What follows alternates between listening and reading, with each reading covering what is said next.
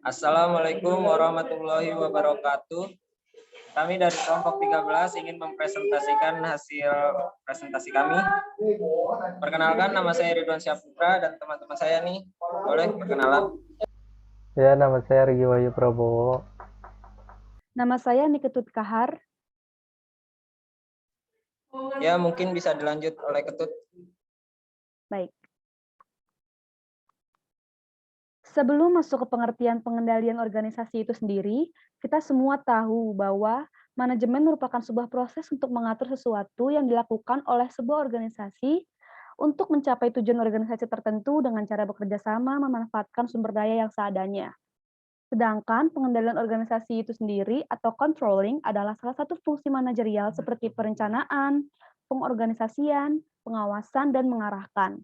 Mengendalikan merupakan fungsi yang sangat penting karena membantu untuk memeriksa kesalahan dan mengambil sebuah tindakan sehingga meminimaliskan penyimpangan dari standar dan mengatakan bahwa tujuan organisasi telah tercapai dengan cara yang baik.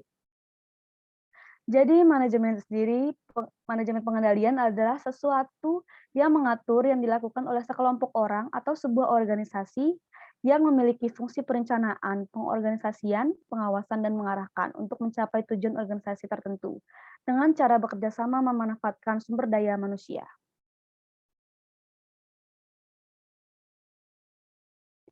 Dan tadi sempat disinggung akan adanya fungsi-fungsi. Nah, di sini terdapat plans, yaitu perencanaan. Plans di sini berhubungan dengan apa yang diinginkan dari adanya pengendalian tersebut, yaitu sebagai fungsi manajerial yang berisi untuk melakukan perencanaan-perencanaan supaya ke depannya organisasi yang sedang dirintis tersebut berjalan sesuai dengan prosedur. Dan yang kedua terdapat target. Siapa aja sih target dari adanya pengendalian ini sendiri? Nah, target dari pengendalian ini adalah pelaku organisasi itu sendiri. Lebih mudahnya para anggota tersebut diharuskan mengikuti sebuah perencanaan dari pengendalian organisasi tersebut. Dan yang ketiga terdapat standard of performances. Untuk standard of performances ini adalah standar yang ditentukan oleh seorang pemegang kendali dari organisasi tersebut. Kalau diambil dari bagian itu ada kalimat mengarahkan. Nah, untuk mencapai tujuan organisasi tertentu dengan cara bekerjasama memanfaatkan sumber daya manusia. Itu adalah makna dari standar yang direncanakan dalam sebuah organisasi itu sendiri.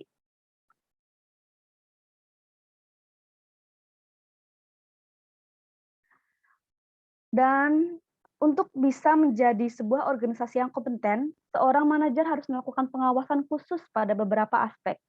Semisalnya organisasi tersebut berjalan dalam bidang jasa, berarti mereka harus menjalankan organisasi mereka dengan jasa yang lebih baik dari organisasi lain. Dan berikut merupakan faktor-faktornya. Yang pertama terdapat ukuran dan penyebaran enterprise. Sudah jelas, ukuran suatu perusahaan yang besar sangat berbeda dengan perusahaan kecil, sehingga hal tersebut merupakan penentuan dari isi dan sifat sistem kontrol pada setiap organisasi. Dan yang kedua terdapat struktur organisasi, delegasi, dan desentralisasi. Maksudnya apa sih? Nah, maksudnya adalah modal dasar yang melakukan pengaturan struktur dan sejauh mana desentralisasi dan delegasi pada setiap perusahaan. Contohnya, struktur atau filosofi, manajemen dari State Bank of India. Pasti berbeda dengan negara trading corporation, sehingga perusahaan memiliki tingkat desentralisasi maupun delegasi dalam perusahaan merupakan tantangan lingkungan yang terus berubah, dan peluang tersebut akan hadir. Sehingga sistem kontrol ini sangat berpengaruh besar terhadap manajemen dalam melaksanakan sebuah organisasi. Yang ketiga terdapat sifat dan pembagian operasi. Hal ini merupakan sistem yang sangat berpengaruh terhadap sistem pengendalian manajemen. Contohnya, seperti dalam industri minyak. Pada bagian-bagian unit tidak dibuat atas dasar produk. Pada banyak perusahaan perdagangan besar, divisi dapat dibuat atas dasar produk. Dan yang keempat adalah jenis pusat tanggung jawab. Ini digunakan jika sebuah sistem tidak sama, maka diperlukannya untuk berbagai pusat tanggung jawab atau pembagian sistem dalam suatu organisasi yang sedang berjalan. Apakah kinerja pusat tanggung jawab harus dilakukan pengukuran dalam segi biaya, keuntungan, atau laba terhadap investasi bergantung jenis pusat penanggung jawab. Dan slide berikutnya yaitu fungsi. Fungsi pengawasan yaitu menciptakan standar. Pengendalian organisasi memiliki fungsi yaitu berperan untuk mendeteksi kelemahan dalam perbaikan terhadapnya menjadi umpan balik dari suatu kegiatan yang dimulai dari tahap perencanaan hingga tahap pelaksanaan. Sehingga hal ini mencakup fungsi pengawasan yaitu menciptakan standar atau kriteria, membandingkan hasil monitoring dengan standar, melakukan perbaikan atas deviasi atau penyimpangan, merevisi dan menyesuaikan metode pengendalian sebagai respon terhadap hasil dari pengendalian dan perubahan di suatu kondisi, serta mengkomunikasikan dan penyesuaian tersebut ke seluruh proses manajemen.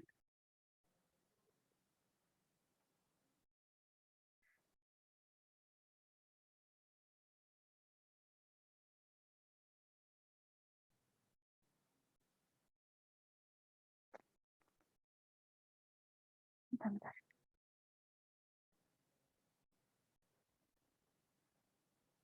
Adapun fungsi pengendalian yaitu sebagai berikut. Yang pertama terdapat perencanaan, yang kedua terdapat koordinasi antar berbagai sub-sub dalam organisasi, yang ketiga terdapat komunikasi informasi, dan yang keempat terdapat pengambilan keputusan lalu pengendalian, dan berikutnya penilaian kinerja, meningkatkan nilai kerja, merangsang kepatuhan pada kebijakan, rencana, prosedur peraturan, dan ketentuan yang berlaku pada sebuah organisasi. Selanjutnya terdapat melindungi aset atau pendapatan organisasi. Lalu yang terakhir pencapaian kegiatan yang ekonomis dan efisien.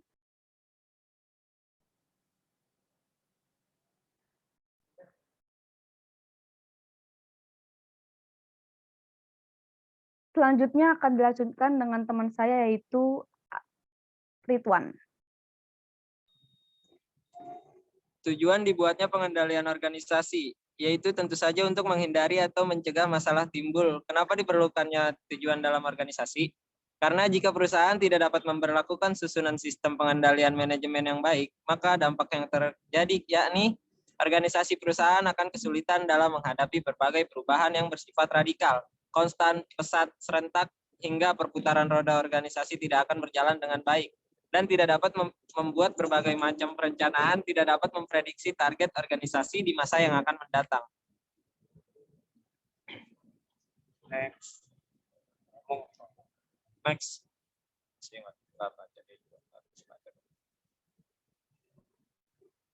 Permasalahan struktur sistem pengendalian manajemen sangat penting untuk ditelusuri karena memberikan harapan, yaitu kemampuan bagi manajemen perusahaan untuk memetakan secara komprehensif dalam lingkungan yang akan dimasuki oleh organisasi perusahaan di masa depan. Melakukan perubahan dengan cepat, perjalanan tersebut sesuai dengan tuntutan perubahan yang diperkirakan akan terjadi dan melipat gandakan kinerja perusahaan sebagai suatu untuk menciptakan sebuah kekayaan. Sehingga perusahaan memiliki kemampuan yang luar biasa besarnya untuk senantiasa melakukan perubahan yang diperlukan. Menurut Siti dan Eli, pengendalian intern yakni suatu proses yang dijalankan oleh Dewan Komisaris Manajemen dan personil lainnya dalam suatu entitas yang dirancang untuk memberikan keyakinan memadai tentang pencapaian tujuan berikut ini. 1. Kendalan pelaporan keuangan. 2. Menjaga kekayaan dan catatan organisasi. 3. Kepatuhan terhadap hukum dan peraturan. 4. Efektivitas dan efisiensi operasi.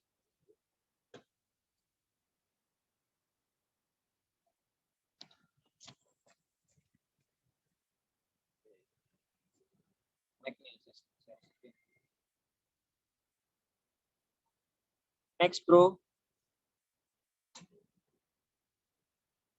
Pada poin A, tadi sudah sempat disinggung tentang kendalaan pengeluaran anggaran. Apa sih kendalaan pengeluaran anggaran itu? Keandalan pengeluaran anggaran yaitu menyajikan informasi keuangan secara benar dan valid. Keandalan pelaporan keuangan dengan pemahaman terhadap aturan dan standar yang digunakan untuk menyajikan informasi tersebut.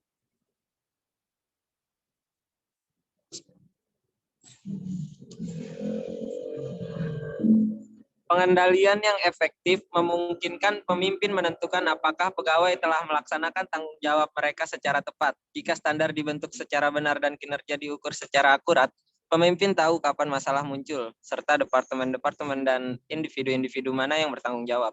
Individu-individu yang tidak ingin bertanggung jawab atas kesalahan mereka atau tidak ingin bekerja sekeras atasan mereka, dengan demikian cenderung akan menolak pengendalian.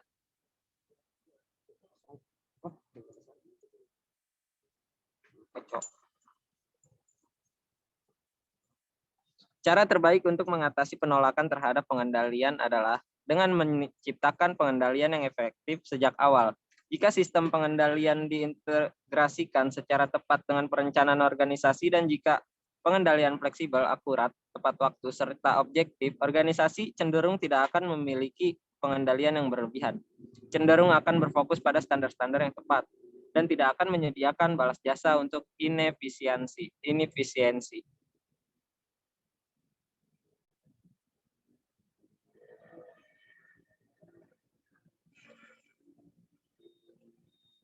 Dapat mendistribusikan pesan-pesan ke seluruh organisasi. Konsep proses mengisyaratkan bahwa peristiwa-peristiwa dan hubungan-hubungan bergerak dan berubah secara kesinambungan, bahwa peristiwa dan hubungan adalah dinamik.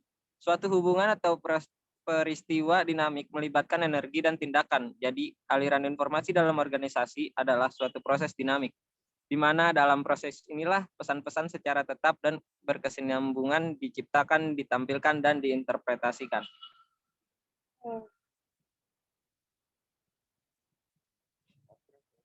Selanjutnya, materi ini akan dibacakan oleh Argi Wahyu.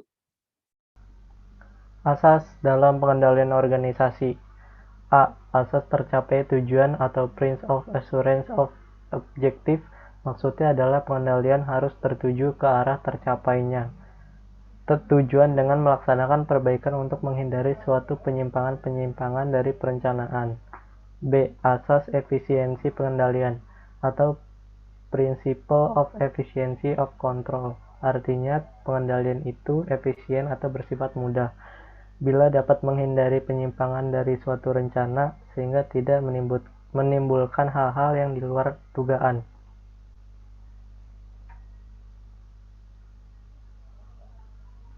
C. Asas tanggung jawab pengendalian atau Principle of Control Responsibility. Artinya pengendalian hanya dapat dilaksanakan jika seorang manajer dapat bertanggung jawab terhadap pelaksanaan rencana.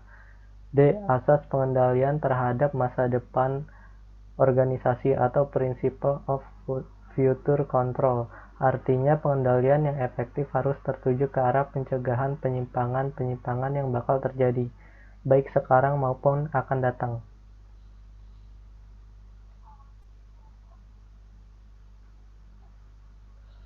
E. Asas pengendalian langsung atau Principle of Direct Control. Artinya, teknik kontrol yang paling efektif ialah mengusahakan adanya seorang manajer bawahan yang berkualitas baik. Pengendalian ini dilakukan oleh seorang manajer atas dasar bahwa manusia itu sering berbuat hilaf atau salah. Cara yang paling tepat untuk menjamin adanya pelaksanaan yang sesuai dengan rencana adalah mengusahakan semaksimal mungkin kepada para petugas yang memiliki rencana yang baik.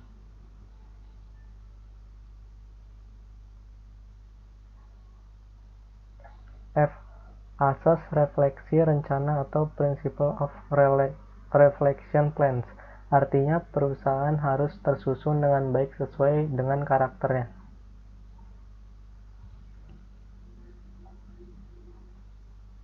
G. Asas penyesuaian dengan organisasi atau Principle of Organization Suitability. Artinya pengendalian harus dilakukan dengan struktur organisasi.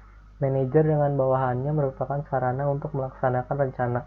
Pengendalian yang mudah disesuaikan besarnya oleh kekuasaan manajer, sehingga mencerminkan struktur organisasi.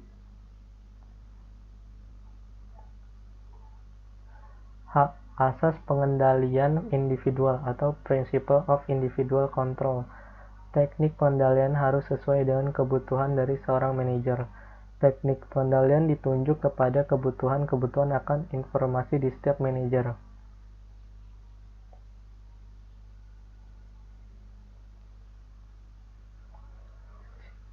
Menurut Xiaojian, gaya kepemimpinan dapat mempengaruhi orang lain.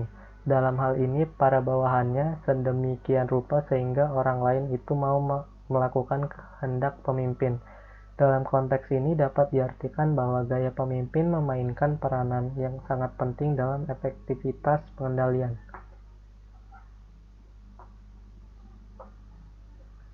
Di sini sudah terstruktur bahwa ada beberapa gaya kepemimpinan. Yang pertama, impoverished style, yaitu gaya ini ditandai oleh kurangnya perhatian terhadap produksi. Yang kedua, middle of the road style. Gaya ini ditandai oleh perhatian yang seimbang terhadap produksi dan manusia. Yang ketiga, team style. Gaya ini ditandai oleh perhatian yang tinggi terhadap tugas dan manusia. Yang keempat, country club style. Gaya ini ditandai oleh rendahnya perhatian tugas dan perhatian yang tinggi terhadap manusia. Yang kelima, textile. Gaya ini ditandai oleh perhatian yang tinggi terhadap pelaksanaan kerja tetapi amat kurang memperhatikan manusianya.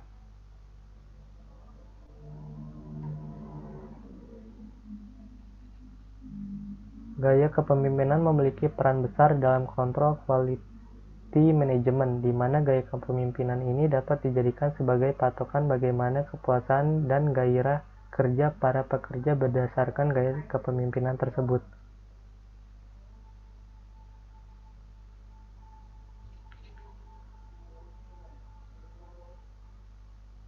Untuk kesimpulannya bisa dibacakan oleh Niketut Kahar. Baik, terima kasih Argi. Kesimpulan pada presentasi kali ini yaitu dalam sebuah organisasi sangat diperlukan suatu controlling atau pengendalian di dalamnya, agar terciptanya suatu lingkungan kerja yang baik dan terkendali. Bila timbul suatu masalah, seorang manajer dapat mengontrol karyawan agar dapat menangani suatu masalah yang ada dan mengetahui job desk setiap karyawan itu sendiri. Sekian presentasi dari kelompok kami, kelompok 13. Kurang lebihnya mohon maaf. Wassalamualaikum warahmatullahi wabarakatuh. Terima kasih.